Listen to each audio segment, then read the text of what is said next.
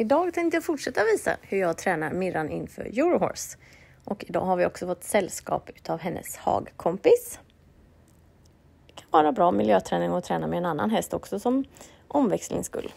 Och idag kommer vi öva på att göra halt. För det är ganska så lätt att lära en häst att rida fort runt tunnorna.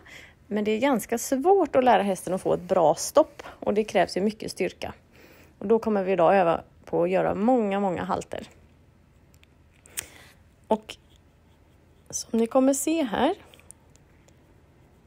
Så i början när hon gör sina halter. Så ser ni här att hon kommer att stanna med bakbenen inte så långt in under sig. Utan ganska så rakt under sig eller bakom sig.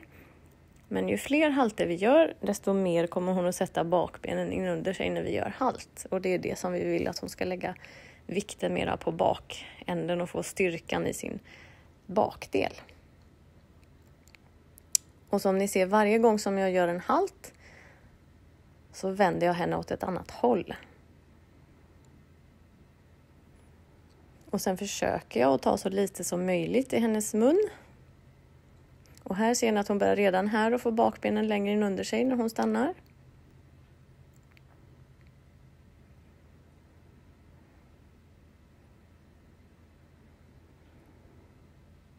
Sen rider vi lite volter också, för det är det hon ska göra när hon ska rida barrel race.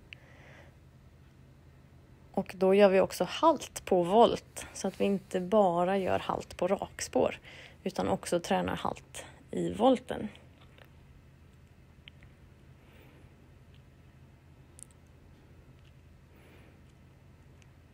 Och som ni ser här också så backar jag henne varje gång jag gör halt också. Och det är också ett steg i att jag vill få henne att lära och lägga lite mera vikt på just bakbenen i halten. Och redan här ser ni att hon ställer bakbenen lite mer in under sig när hon gör sin halt.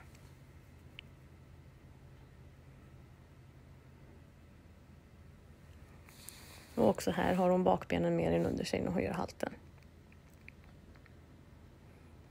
Och då när jag är nöjd med halterna i skritt så gör jag lite halter i trav. Och samma här, att jag byter riktning.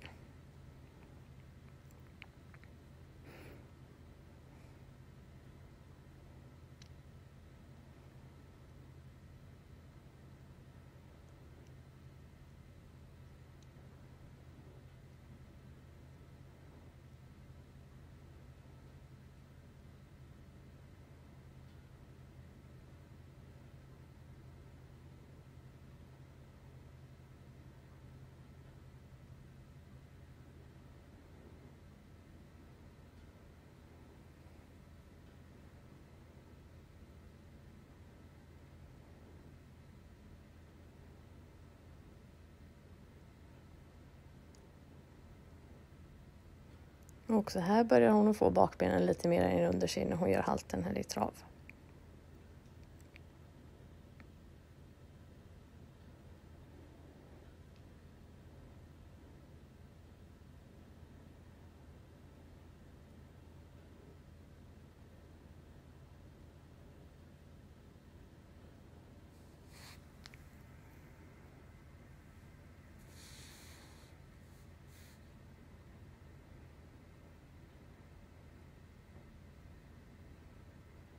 Och här börjar hon också tänka lite mer bakåt när vi gör halten. Och sen är det viktigt med paus. När jag är nöjd med min halt så får hon en liten skrittpaus. Innan vi kör vidare.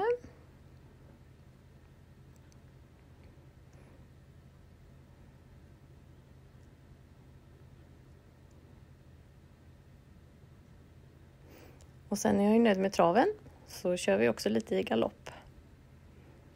Och här krävs det ju mera styrka också då, så det är inte helt lätt i det här i början. Sen får man också en fördel när man övar det här med halt ifrån galoppen, att man får oftast faktiskt en lättare och bättre galoppfattning. Så det är en liten bonus.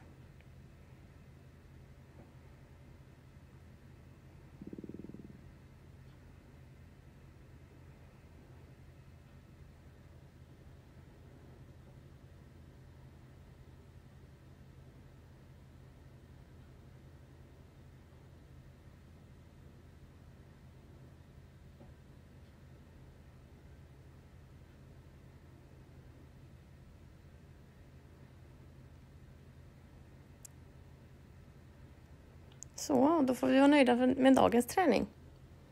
Då har vi gjort halter både i skritt, trav och galopp. Ha det så bra!